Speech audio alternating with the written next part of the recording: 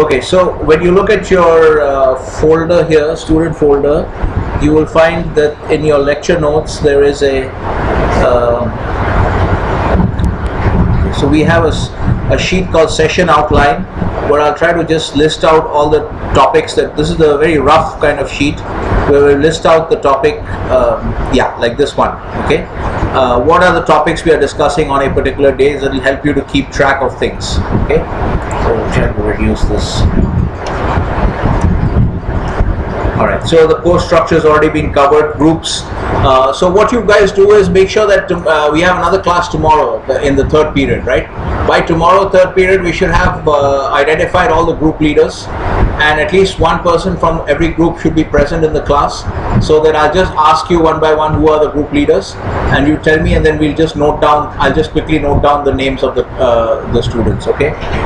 So that you can just arrange your, I'll do it myself. So just be ready with the information. Who is the group leader and who is in the group.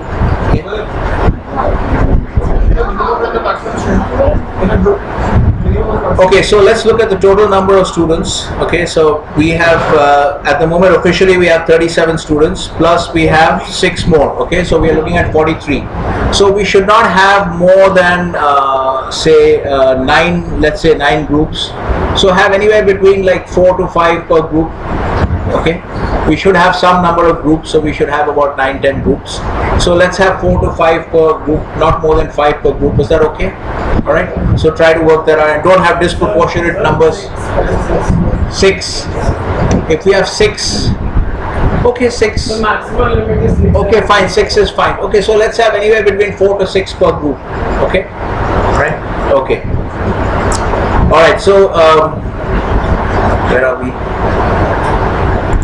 So they are groups, so make sure that your groups are ready tomorrow, okay? The information should be ready tomorrow. Alright, so can we switch? Is it cooler now? AC? The sound, I'm finding the sound very disturbing. Okay, the other point now we get on to the substantive part of the course. So what you have to do is, so the broad introduction, all of you guys have taken finance. Okay, the first thing I want to make clear is that it's not my job to make finance interesting to you. You should already be interested in finance. Okay, finance is a very vast topic. Okay, very vast field to be covered, and multiple topics have to be covered, and usually we don't have the time to cover even what I would like to cover in a second year program, in an MBA program. Okay, so we have tremendous time pressure. We have many concepts to be covered. So you have to understand it. So studying finance is a little bit like studying physics. You have to understand, I see it more as a conceptual subject than a mathematical subject. It's much more conceptual and logical, very much like law. Okay, so you can't just mindlessly use mathematics unless you understand the concept per se. Alright, like you have to understand in law, you have to understand the difference between a contract and an agreement. Okay, there's a technical difference which you have to understand, and in a way you have to memorize it. Okay, so similarly in finance you'll have to cover multiple concepts, you'll have to do a lot of work. So the natural interest in financial markets and finance should be there from your side. Okay, I can't generate interest. It's not my job to generate interest, because if I try to do that, it will slow me down and we won't be able to cover so many concepts. Okay, we assume that you're interested in finance and therefore you're willing to put in a lot of effort, and I will direct you as to how you should put in that effort. Okay, is that clear to everyone? Okay, you're supposed to be interested in finance. I'm here, my job is to make sure that I design a good syllabus, okay, which helps us to meet the long-term and short-term objectives of the program, which we will discuss shortly. What are the long-term and short-term objectives? So my job is to design a good curriculum which trains you as MBA finance students, okay, and my job is to explain the concepts clearly. And if you don't understand, to explain it 15-16 times. That's my job. It's not my job to make finance interesting to you by, coming out with bells and whistles and games and all kinds of stuff. So you have to focus on, you have to understand that as finance students there are certain concepts that you have to master. Okay, there's a range of concepts that you have to master, and I will go through those concepts one by one, and you have to make sure as we cover each concept that you understand what is being taught. If you don't understand, ask a question, because everything builds on the previous material. So if you haven't understood the material earlier on, you will not be able to understand the material that follows. Okay, yeah. Yes? Ma'am is calling. Okay, yeah.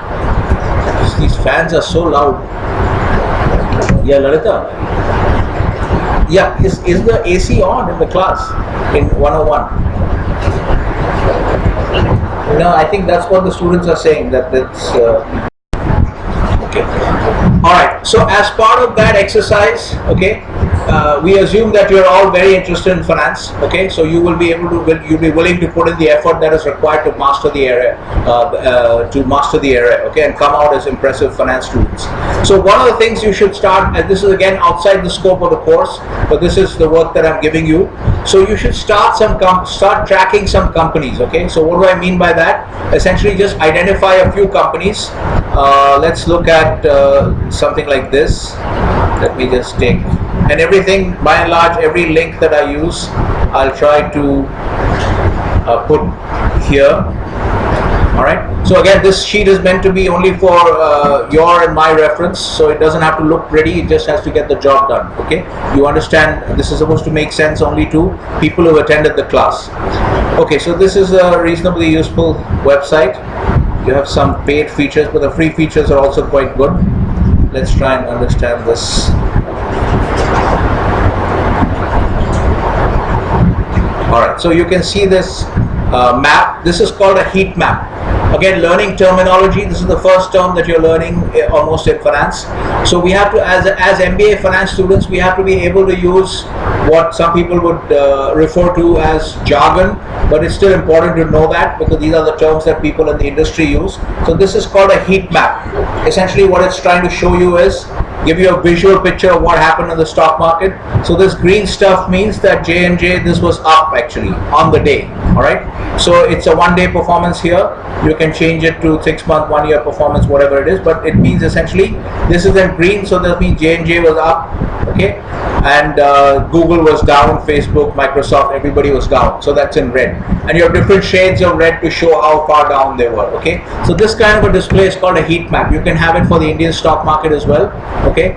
And so one of the things you should do is identify about anywhere between say 5 to 6 companies which you are going to track now, and this is going to be an effort for you throughout the year until the time that you get placed, and even hopefully after that. Okay, so this is a continuing project outside the scope of the curriculum.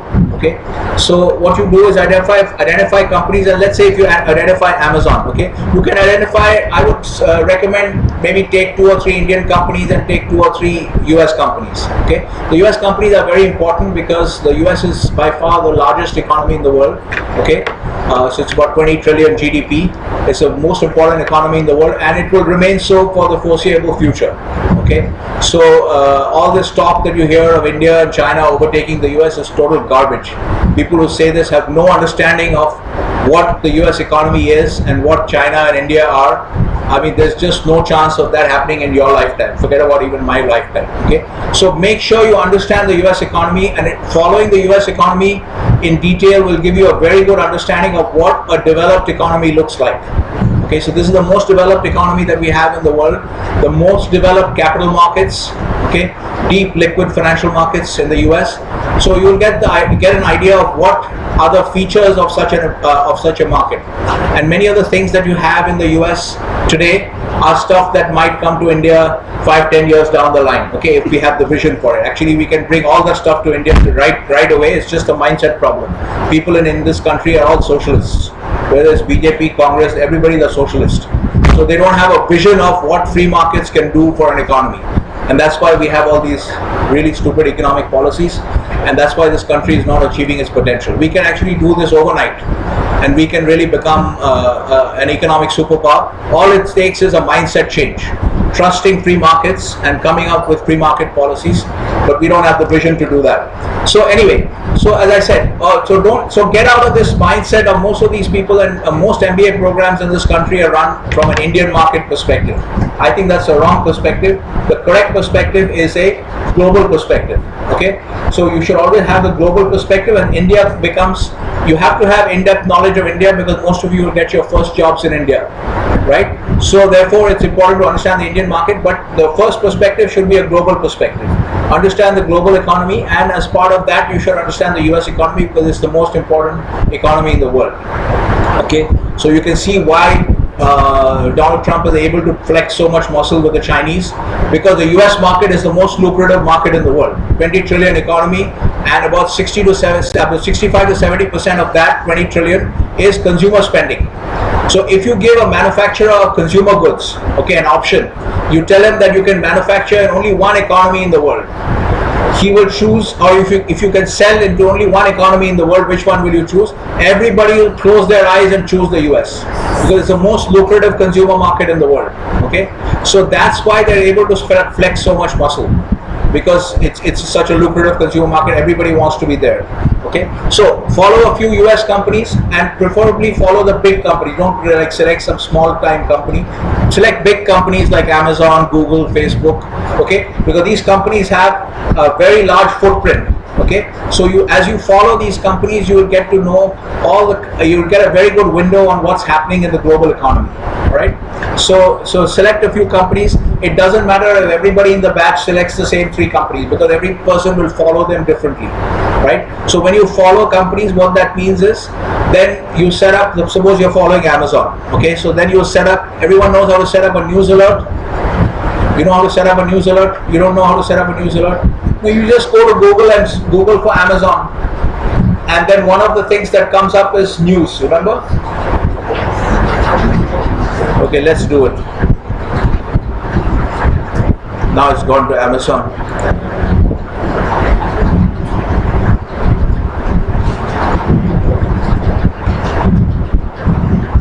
Okay, so this is Amazon, the ticker for Amazon. Okay, so you can actually go anywhere and get news, but actually what you should do is,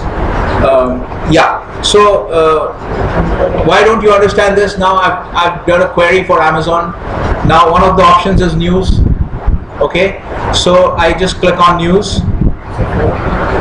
Alright, so now you get all the news on Amazon. So this is what it means to track a company. Identify your list of 5. You don't have to have even 6 companies, even 4 to 5 companies is fine. But what is important is the process. Okay, once you've selected a company like Amazon, let's say, and you repeat this process for every company. So you select news, and then you go to the end, create alert. Okay, so you create an alert for Amazon. Okay, now this news alert will come once I think it will come to your email. You can set it up to come to your email. All right, so you'll get an alert. All right, you can set up the frequency and deliver to. I can choose to deliver to my email. Okay, or you can set up an RSS feed if you just want to go to your browser and look at it. Okay, everyone knows RSS feeds. Okay, all right, so now you set an alert, so which means that essentially what is happening is every day you are getting all this information on Amazon, like whatever stuff has come out. Okay, so all this stuff. Now you see one of the important factors of Amazon, how to look at a company. We'll have a discussion on this. Okay, so one of the important features of Amazon is, you've heard of Amazon AWS. Have you heard of AWS? Amazon Web Services. I'm finding this noise very. What's the feeling now on the AC, Simran? Is it coming? Is it okay now? Can we reduce the fan, guys? Can we try for a while? Because it's very disturbing.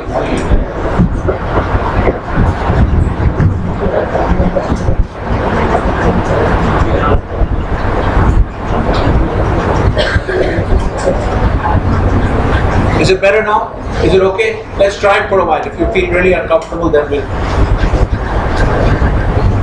Okay, so one of the important features, so Amazon is, as I said, that's why you want to follow large companies like Amazon, Google, Facebook, because these guys have a massive footprint. So Amazon has many types of businesses. One of the important businesses of Amazon is AWS, Amazon Web Services. Okay, essentially they host all kinds of web services for everybody. Even Netflix is a very interesting company, because Netflix in many ways competes with Amazon, right? Because they're showing movies, streaming movies, so you may not buy the DVD on Amazon, right? But Netflix runs completely on AWS. So the entire Netflix infrastructure is running on Amazon Web Services. Okay, so this is a very interesting relationship when you look at it from a strategy point of view as well, operation strategy, etc. So AWS is a very big component of Amazon. So you'll get to understand the businesses as well. And so now you can see here, Jefferies is an investment bank. Okay, so bearish Jefferies means that they feel that the prospects for Microsoft's Azure Cloud, this Microsoft Azure Cloud is the competitor to AWS.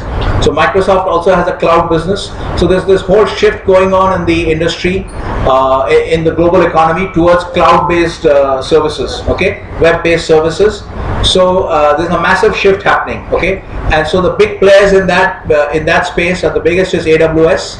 Then another very competitive player is Microsoft, okay, Azure. And so Satya Nadella used to head the cloud division before he became the CEO, okay. So Microsoft's competing product is the Azure cloud business, okay, and then you have Google as well as another major player in cloud, okay, in cloud computing. So these are the major players. So what Jeffries is saying here is that the Microsoft Azure cloud business is no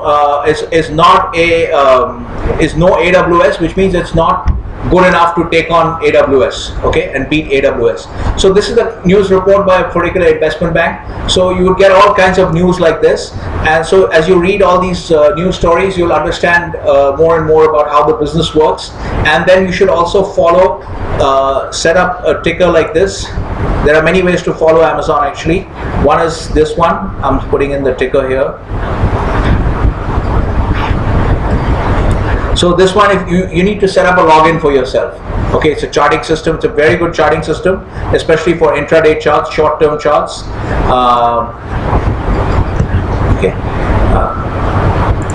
Yeah, it's very good for short-term charts because you can pretty much track every company in the world in this. Okay, so if you want to track an Indian company like, say, Maruti, you can get a chart of Maruti here. So you can see Maruti Suzuki NSE charts. And you get intraday charts, which are essentially short-term. This is very good for intraday charts because you can get a lot of data. Something with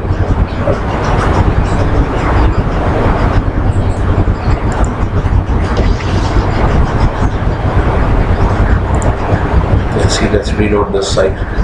Okay, so the other thing that the very important aspect of tracking a company is following how the stock price is moving. Okay, so you'll have to follow how the stock price is moving. If you get a chance, you can follow even the bond prices, but at least follow stock prices. So for instance, here you can get Maruti as well. You should be able to get it. Okay, yeah, you can see that this chart, this site is very good because it gives you, short-term intraday charts like 1 hour, 30 minutes, 5 minutes. So it's very good for following the price action. Okay. So here in this case, what you would do is AMZN. So are you guys following what I'm showing you? Okay. So Amazon, you can see this. Now this is, you can set up this particular charting application is very good for intraday charts. So I would suggest that you follow this when you want to see very short-term price action. Okay, we'll get into the details of charts later on. But otherwise, what I would recommend is charts like Yahoo Finance, which is very good for. These guys are showing you, what are they showing you here first? Yahoo Finance is a very good website for, yeah, this one. This is the right way to look at charts. Actually, there are some display problems nowadays, but still, this is a good way to track charts. Okay, so then later on, you would just change the. So you go when you go to Yahoo Finance, you get a lot of very good financial information also on Yahoo Finance. Okay, so you can look at all these categories, statistics, okay, profile, financials, P&L, balance sheet, all that information. Okay, and then you have the chart as well. So when you look at the chart, you can get a picture of how Amazon has been moving. There are certain display problems these days with when you get longer to try to get maximum data. You can see here 5-year movement for Amazon. Okay, so it's very important to follow the stock price movement as well, and to understand try to understand in your own way. This is very important. There's no fixed formula as such. You listen to, I'll show you some sources that you listen to, but you need to understand the markets in your own way. You need to develop, because this is not science, okay? This is not physics or chemistry where there's a fixed set of rules and it always works, okay?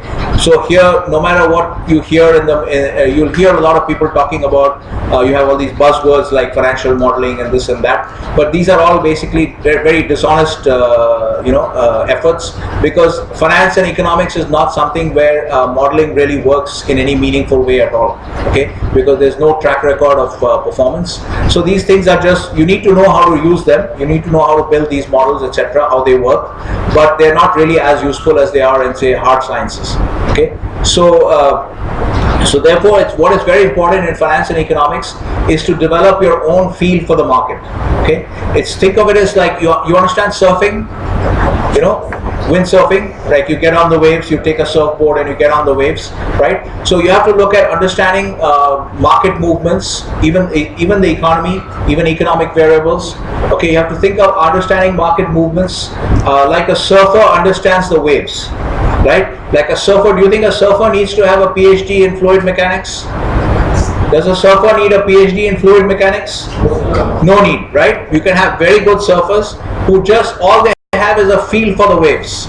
They've been going out every day and just riding the waves, swallowing water, and then keep coming back, and eventually you get a feel for the waves.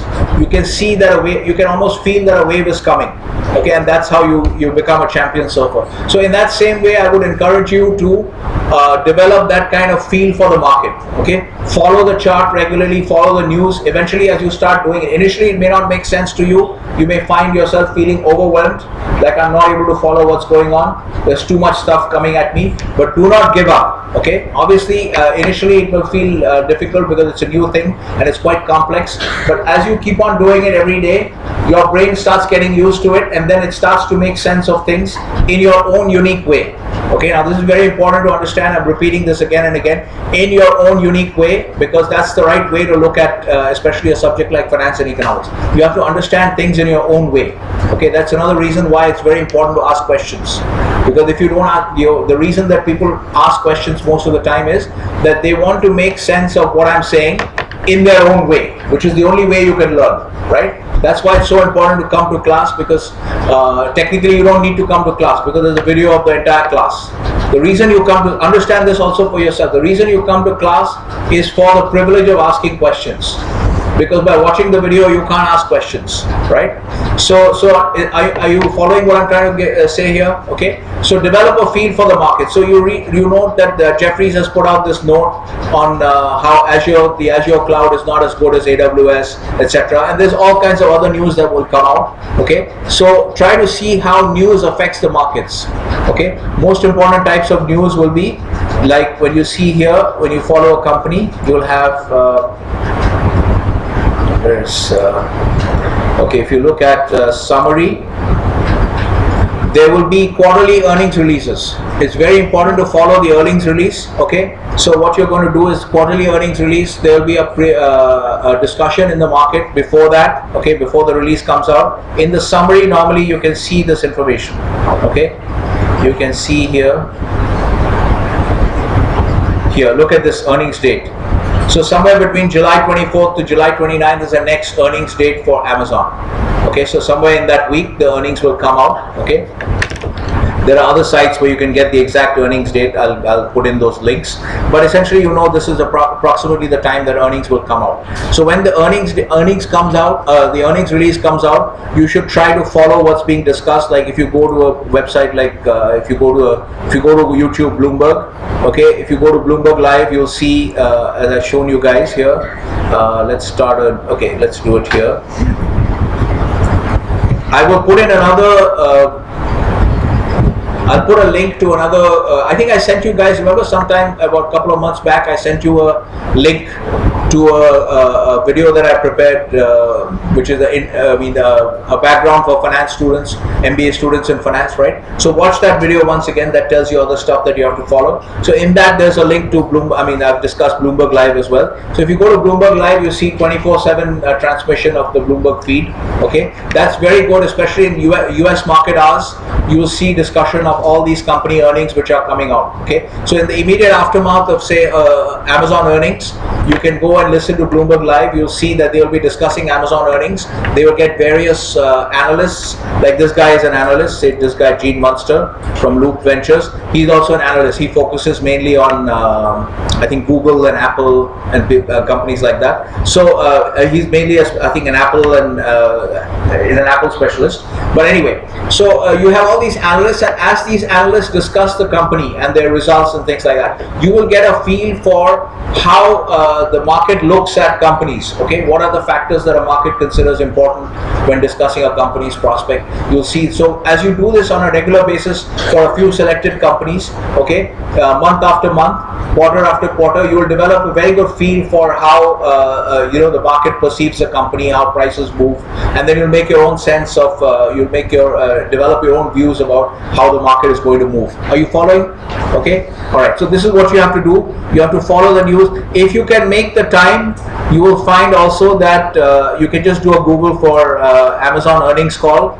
There's something called an earnings call, okay, which is after the release of earnings. Okay, so you should understand all this stuff. Again, this is also part of the finance jargon. Earnings call means, I think it's listed here itself. You'll find the link to the earnings call.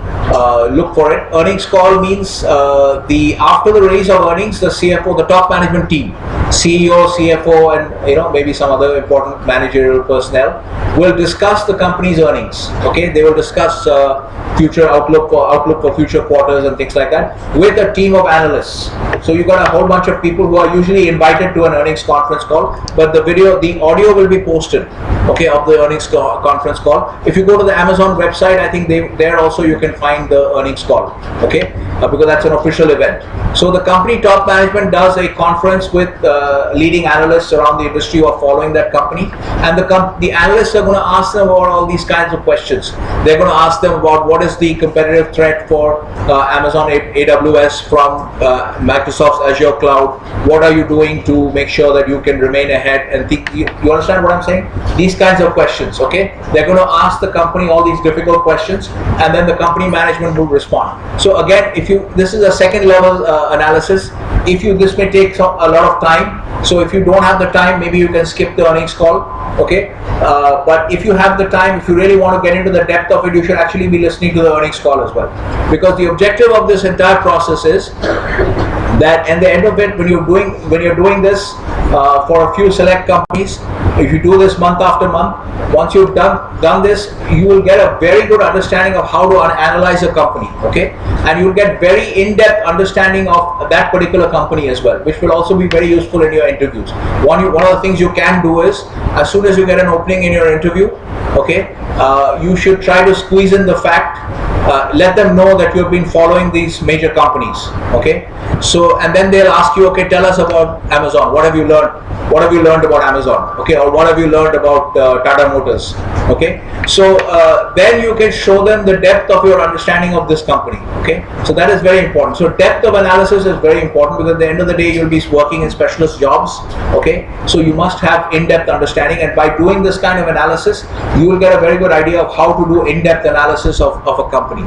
All right. Okay, so we are talking about, so this is all stuff that we discuss as fundamental analysis. Now, one of the things you'll have to do is, one of the things I would recommend that you do is, let's look at the chart. Now,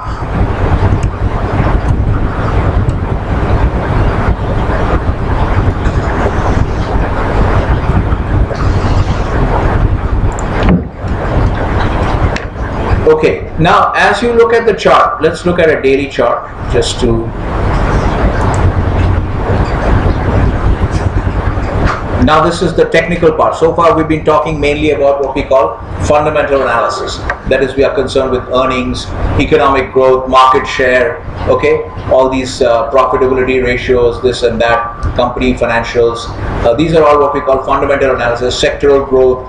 Now we are talking about what is called technical analysis. In technicals, we'll discuss this distinction in great detail later on. But broadly, technicals is all about I'm not concerned with all these fundamentals, market share, financial statement, debt equity ratio. I don't care about all this stuff. All I care about is the price movement, okay? And I care about certain other things like volume and open interest and stuff. All the stuff that is generated by all the information that is generated by market activity. Okay, so price information, okay, where it opens, where it closes, okay, and volume traded, and open interest, number of contracts outstanding, etc. So this is all market generated activity, generated information, and that's all I care about as a technical analyst. So this is also an important perspective, and so what you should do there is, as I said, part of your own distinctive analysis of any company. When you look at the chart of Amazon, you should start taking views on the market, which means you should start predicting in your own mind, okay, as to how is this, because remember, one of the important questions obviously for everybody is, which way is this going, right? So first question is, should I buy Amazon or should I sell it, okay? And then if I should buy it, should I buy it right now or should I wait? Am I going to get a better price, okay? So therefore, these are very important questions, real life problems that you will have, decision problems. So you should already start practicing that in your mind. So suppose you take a look at this and you decide that you should buy Amazon, okay? So then, and let's simplify matters by assuming that you're going to buy it immediately at the market, okay? So which means now 1880, let's say. At 1880 you buy Amazon, okay? Because you think the stock price is going a lot higher, all right? So you could be, your decision that market, your assessment that Amazon is going a lot higher can be based on both fundamentals and technicals, or it could be based only on fundamentals or only on technicals, okay? Those are decisions that you take for yourself. But the bottom line is, at the end of the day, you need to have a view. This is called having a view. Again, market jargon, okay? Do you have a view on Amazon? Which means, do you have some clarity as to which way you want to go? Do you want to be a buyer or do you want to be a seller? That's called having a view. If you are not sure, then you say, I don't really have a view. Okay, so now what you should also practice is, okay, you taking a view, practice taking a view, because at the end of the day, when you are on the spot in the real world, you will have to take a view, okay, which is why you'll find that the entire set of finance electives which I have designed is heavily focused on financial markets, because pretty much every role that you take that is available to an MBA in finance, in the industry in finance, every role is going to require you to take a view on the markets. Every role you look at, eventually you will have to take a view on. Most of your job is going to involve taking a view on the market. Is this are interest rates going up or down? Is the stock price going up or down? Okay, is the oil price going up or down? And then based on that view, you will have to take a decision, and then that decision could end up being right or wrong, and there's no guarantee. Okay, unlike, again, I want to make the distinction once again between finance and economics and things like engineering and science. Engineering, we know that if we design an aircraft with the right specifications, if everything is okay, no parts are faulty, that aircraft is bound to fly, because the laws of physics don't change.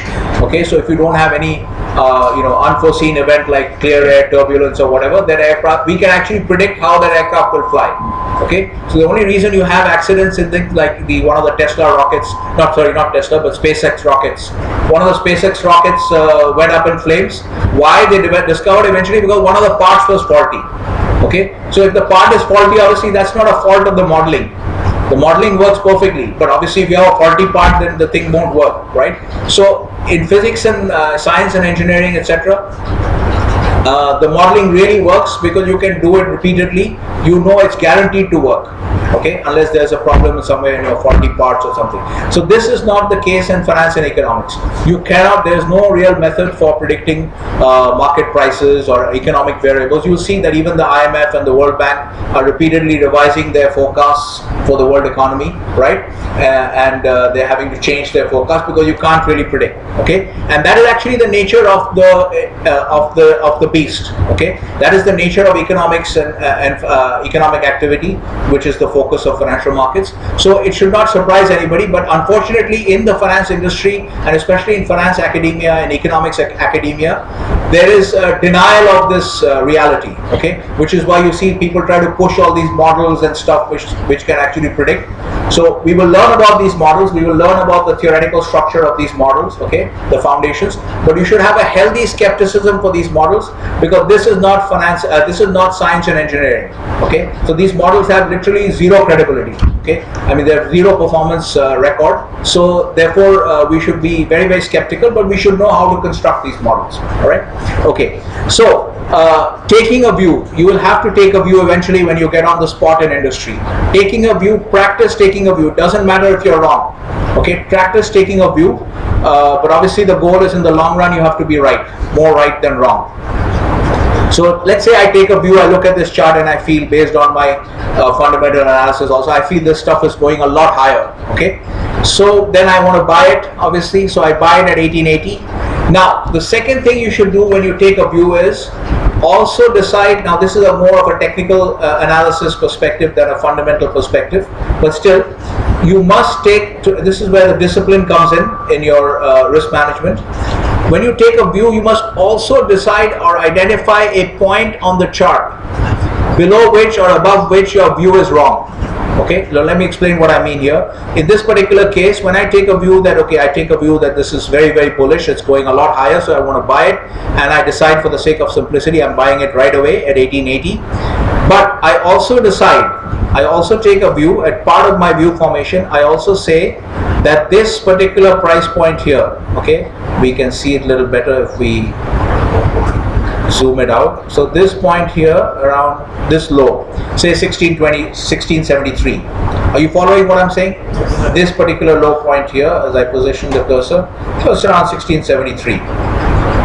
If you want to read the actuals, you can just go to Yahoo Finance, it's easier to read. You can read it here also. Okay, so I say that 1673, okay, I'm buying it at 1880, but if the market goes, because remember it's uncertain, it can either go up or down. So after you buy it, two things can happen. Either it stays there, which never really happens in the long run, it moves around. So either it goes up, we simplify the scenarios, after you buy it, either it goes up or it goes down. So if it goes up, good for you, okay? But if it goes down, you need to have what is called a contingency plan, okay? This is the risk management aspect of it, okay? So you should also, while you take a view, you should also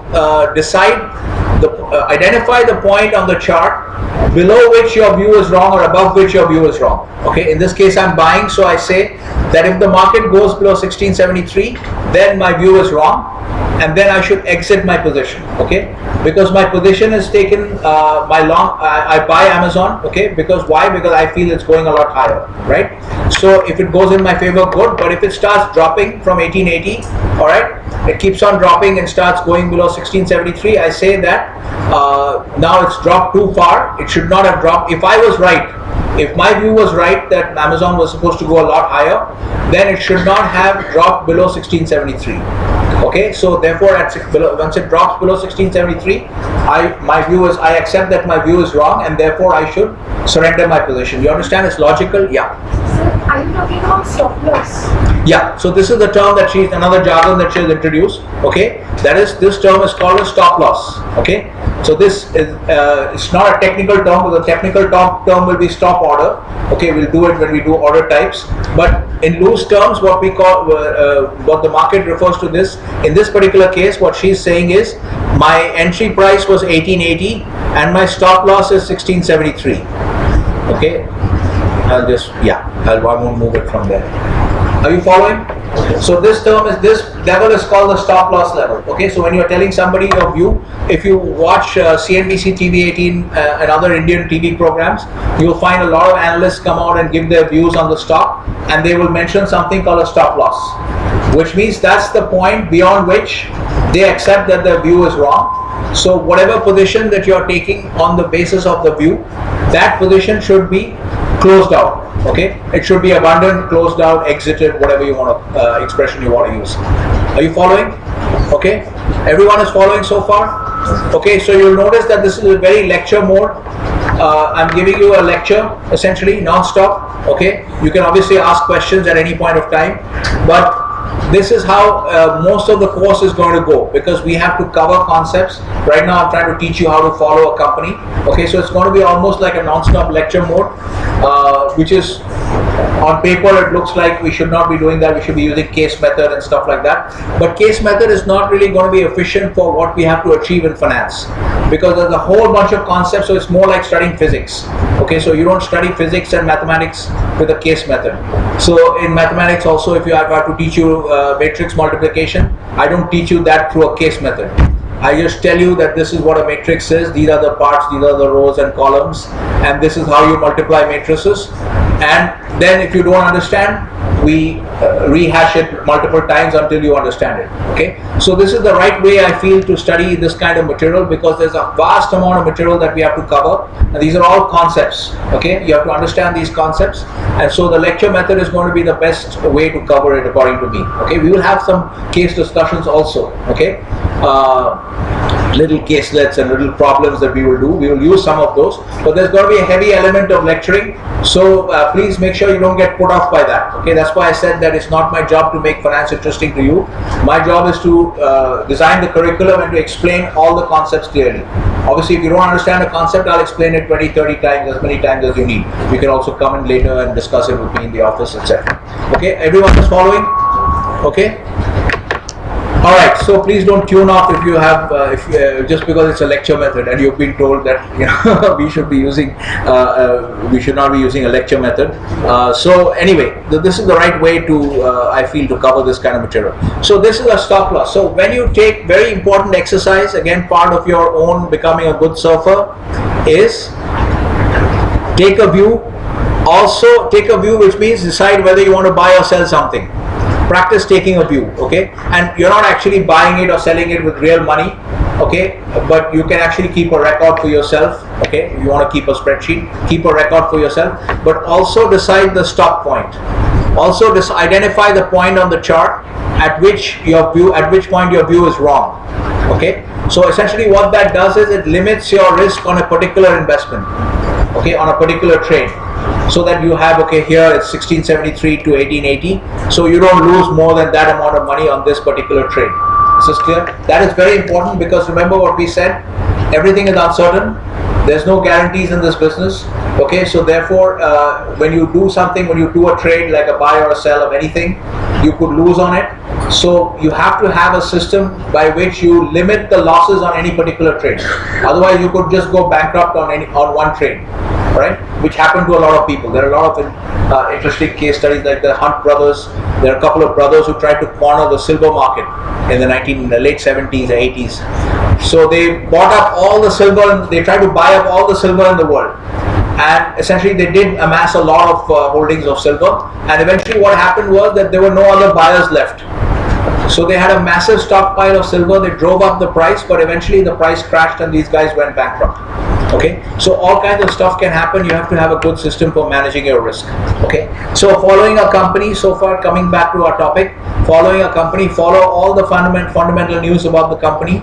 All right, listen to Bloomberg TV and listen to CNBC TV 18 in India. If you're for the Indian companies that you're following, listen to CNBC TV 18. For global news, use Bloomberg. Okay, through the YouTube feed, use Bloomberg, because CNBC and all should not be used for CNBC TV 18 in India should not be used for tracking global news. Okay, so for global news, use Bloomberg, and for American companies, you can use Bloomberg as a discussion. There are lots of interesting discussions on CNBC, also the US channel. Okay, on companies. All right, so this is what it means to follow companies. We've had a long discussion, but hopefully you've learned something about how to follow a company. So although this is very equity focused, it's very equity focused, but if you look at here, they don't give the debt equity ratio here, but I think you'll get that in the profile. So, but also keep an eye on the debt, especially if somebody decides to follow a company like Tesla. Tesla is a very interesting company to follow, because you'll find that in Tesla, in the case of Tesla, there is a very wide range of wide range of views. There are some people who believe that stock is worth like $2,000, $3,000. There are some people who believe, and there are many people who believe that the stock is worthless. Okay, so there's a very wide range of views. So it's very interesting, partly because the technology that they're dealing with is a new technology, and there's a lot of uncertainty in the market. That's why you get all these differing views. So Tesla, for instance, I was talking about the bond, the debt side of it. Now Tesla is quite a leveraged company, all right, and it had recently, I think they just managed to pay off. They had a 9 billion bond issue, 9 billion debt, 9 billion, or I don't remember, 3 billion or something. So essentially they had a lot of debt repayment. So one of the things to worry about is companies that have debt. they have to repay that debt from time to time. So Tesla had a bond that was maturing, I think in March 2019, and one of the concerns in the market was, will Tesla have enough cash flow to repay that bond? Okay, they had about 1.5 billion or 2 billion or something of bond or 3 billion bonds to be repaid. So market was concerned. The market was very concerned about whether they do to repay the bond. So this is also one of the types of questions that will come up when you're following a company. All right, so it's not, although it tends to be very heavily equity focused, okay, but don't lose sight of the debt picture as well. So you should have, when you look at a company, you should have a picture of their, so you have all these, do they have the debt equity? So you have the, so that I think you'll get in the statistics part of it, since you're not getting it in the, so you can study all this stuff. Yeah, so you can see all this valuation stuff you'll see here in the,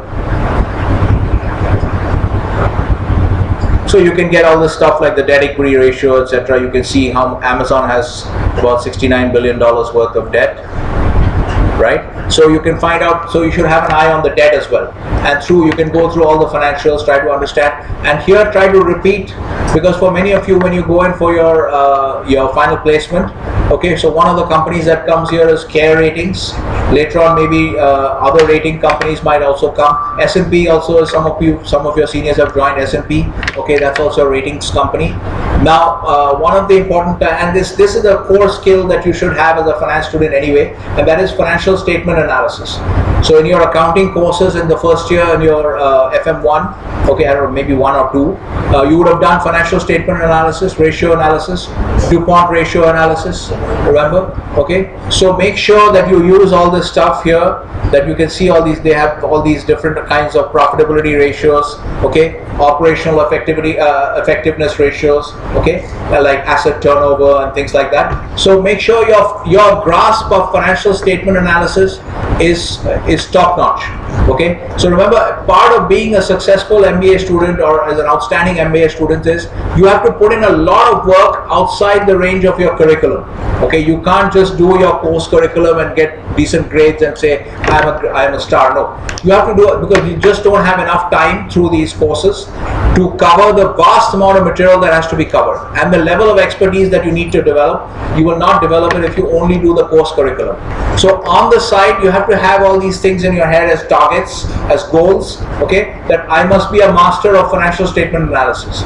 So how do you become a master of that? You combine that with your spreadsheet software skills, okay, so you keep on plugging all this data. You can export a lot of this data, plug all this data into a spreadsheet, okay, and then keep experimenting so you can rehash your concepts as well, all your different financial ratio concepts, ratio analysis, okay, and also how you program that into a spreadsheet, okay, understand how these ratios are changing.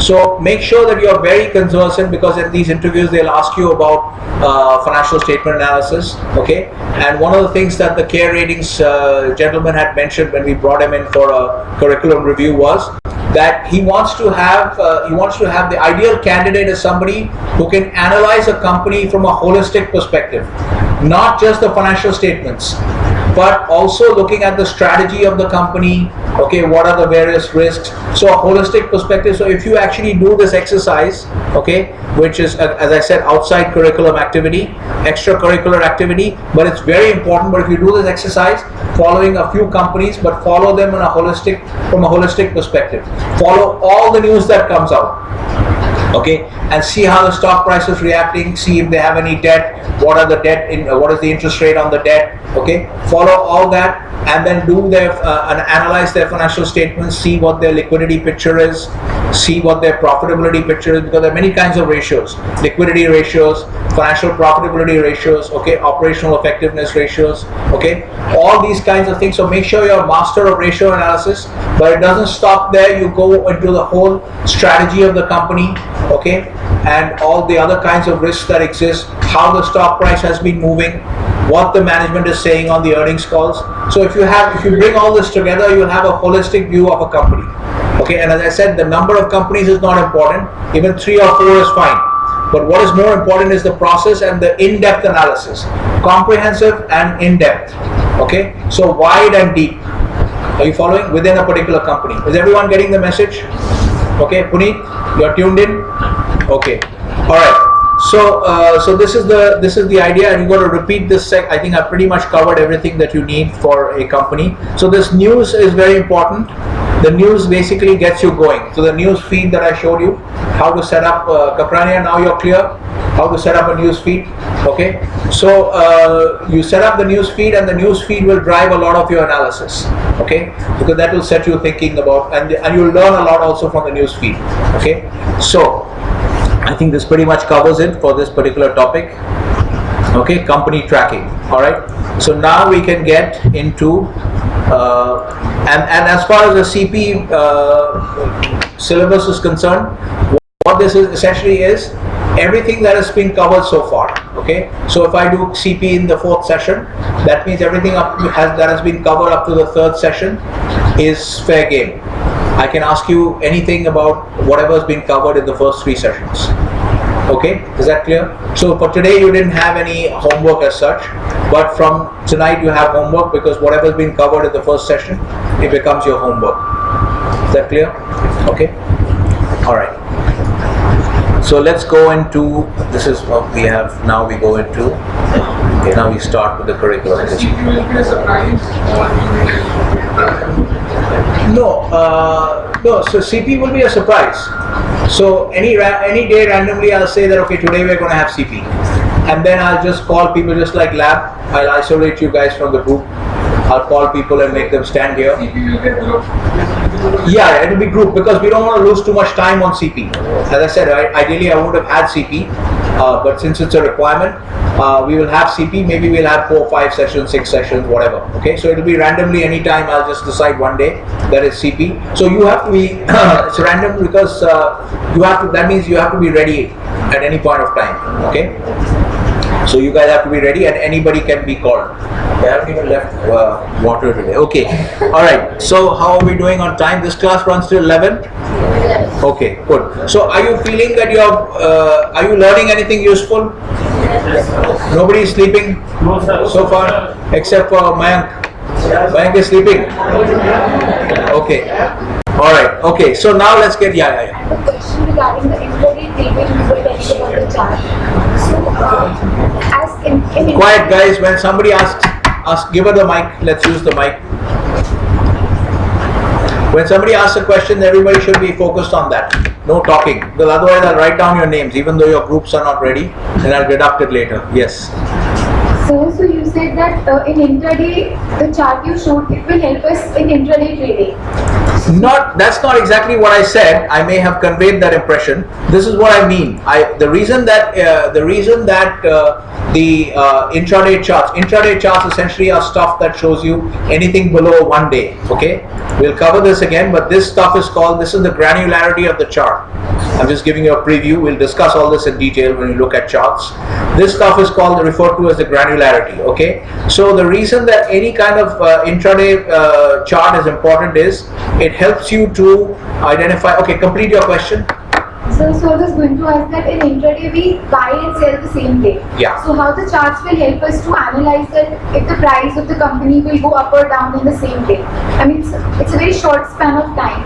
Yeah. So my question is, in intraday we buy and sell the same day. So how the chart will help in that case? Okay, so the way it will help is essentially, you don't have, just because you're using intraday charts does not mean that you're not using the other side of the opposite almost of intraday is interday, as in inter-college meet, interday. Okay, interday means thing daily and higher. Okay, so the answer to her question is how does intraday chart help? But when you use intraday charts, you also use interday charts. You use all the charts. Okay, so when you form the view, you don't form it just based on that. You have a look at this other chart also.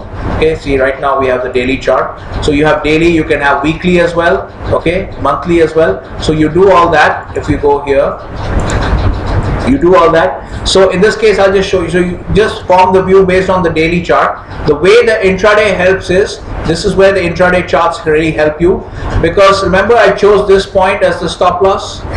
Remember, is everyone clear about everything that's been discussed? So please make sure this is your responsibility. Everything is being handed to you on a platter.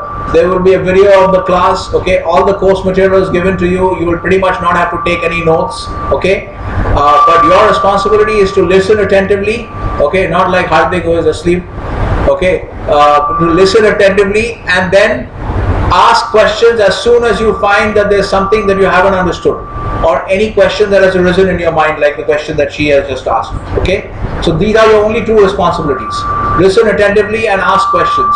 Okay, so the way that intraday helps is, now remember I said this 17 whatever it was, I think it was 1673 I said. Okay, now as you notice, 1880 to 1673 is a lot of distance, right? That's a lot of distance, and the minimum trading lot in the US markets is 100 shares. So at the minimum I would have to risk 1880 minus 1673 into 100 shares. Okay, that's a lot of money to risk. Okay, you could have that view. So one of the things that intraday charts help you with is selecting a tighter stop loss, that is a stop loss that is closer to your entry point. I may decide that, wow, that's a lot of money to lose, I really don't want to do that. Okay, I'm bullish on the stock, but I don't want to risk so much money. So what I might do then is, because see, remember in this daily chart I'm not really getting much of a picture about this last part of the movement here, right? I'm not getting much detail here, I just see one straight line. One of the things I could do is, let's see when this is around approximately 4th of June. Okay, so one of the things I could do is, let me set up a 5-minute chart. How much does that have? Maybe there's a connection problem. Should have had, yeah, okay, see, it's taking a little long.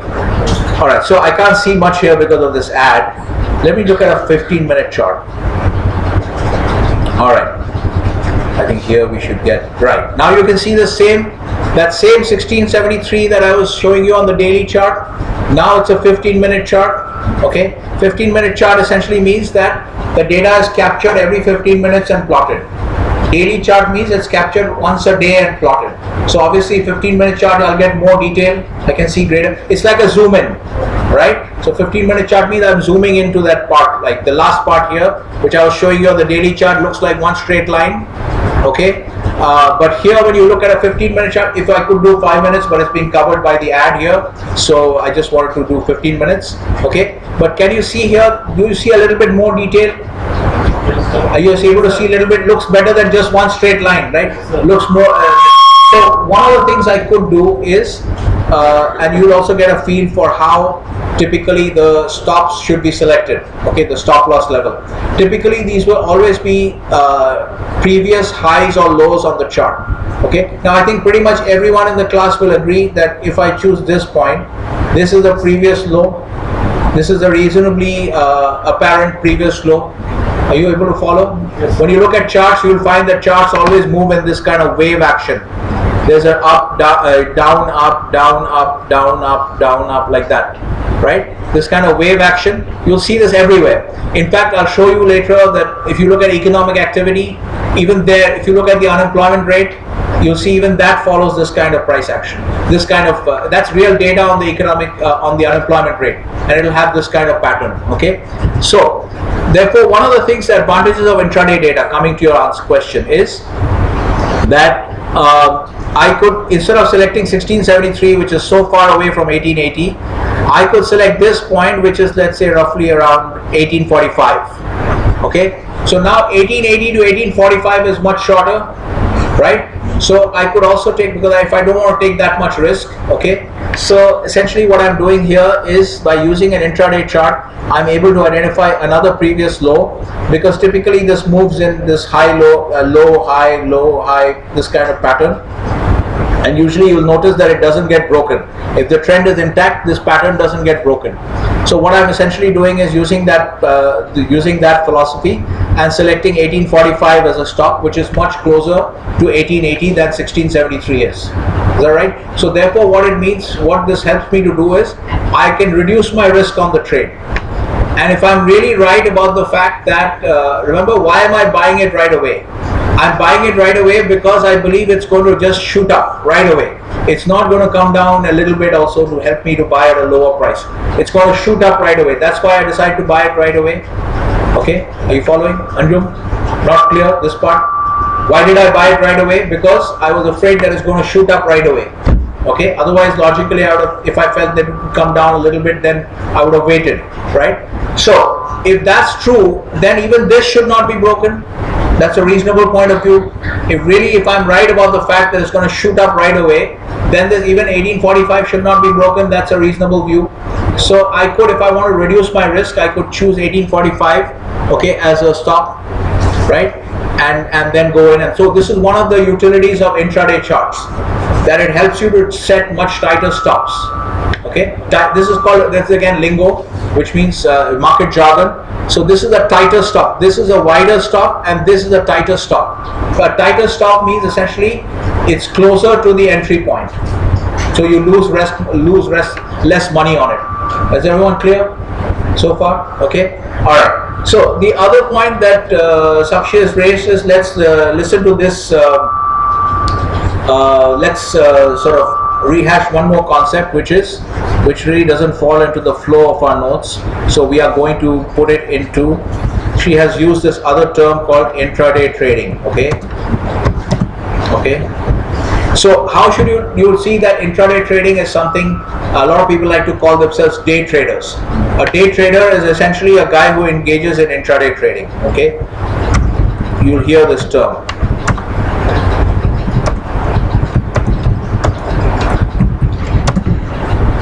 Okay, so these are all technical, so you should make sure that you understand.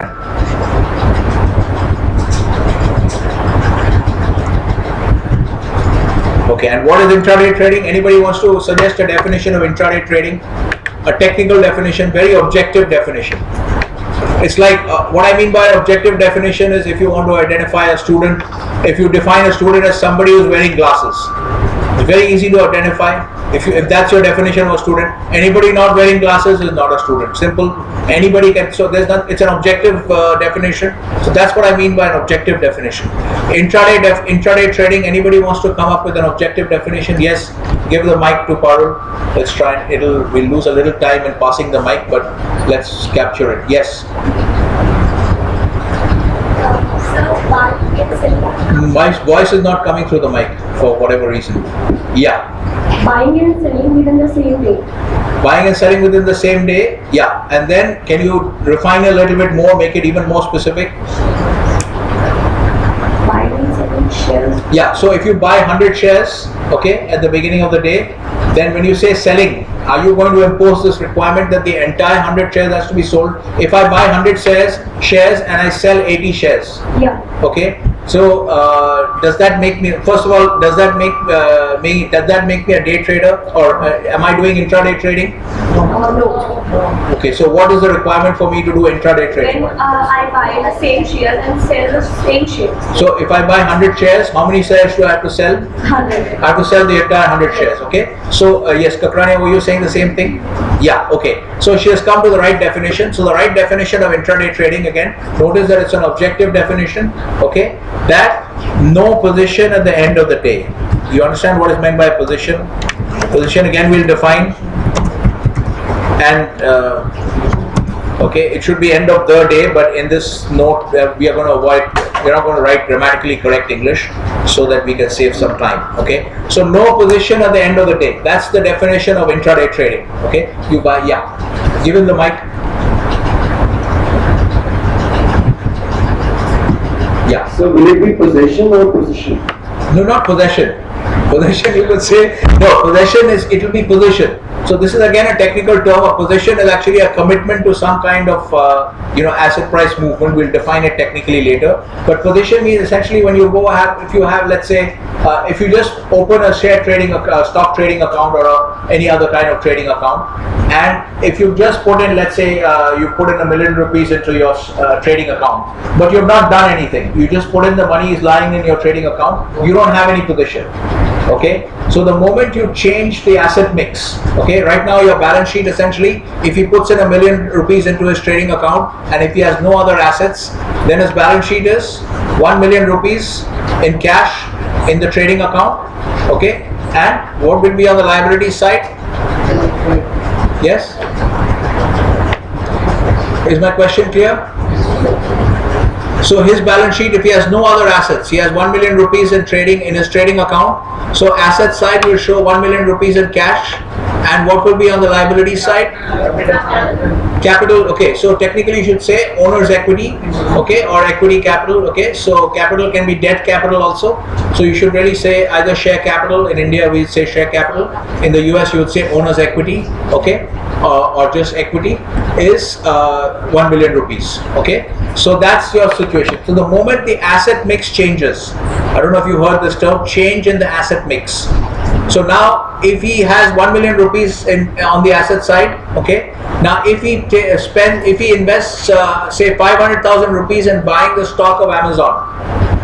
Now, if you look at the asset side, he has 500,000 rupees in cash and 500,000 rupees in stock, in Amazon stock. Is this clear? So the asset mix has changed.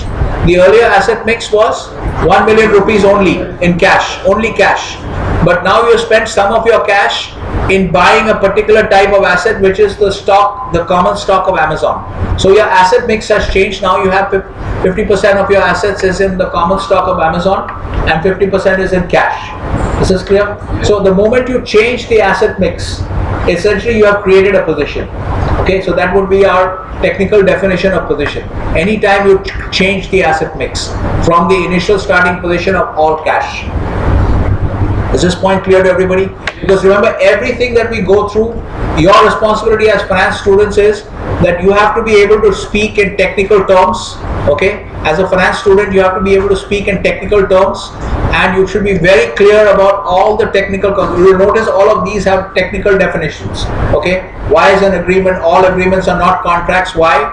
Okay, there's a technical reason for that. So in a similar way, all the things we learn in finance will have technical definitions.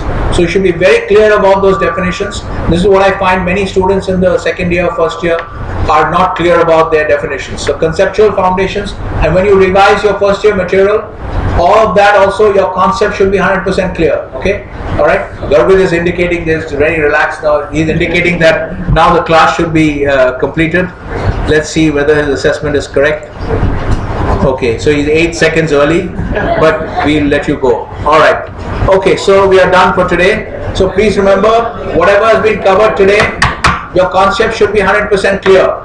Okay, this is your homework for the next day, and so on and so forth. All right. So now please study ahead and try to study ahead on this particular material. One sec, guys.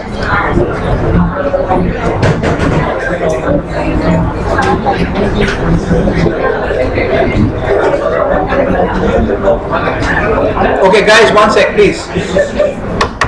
Your readings for the, you will find a note here. Please read ahead so that we can cover the material faster tomorrow in tomorrow's class. Okay, this is the material that you have in your note in your folder. So please start reading from the very beginning. Okay, so that we can cover. We're going to start with this material from tomorrow. Okay, this is your substantive coursework. Please select your groups. Start identifying your companies, the ones you're going to track. Okay, all right. Okay, you're done.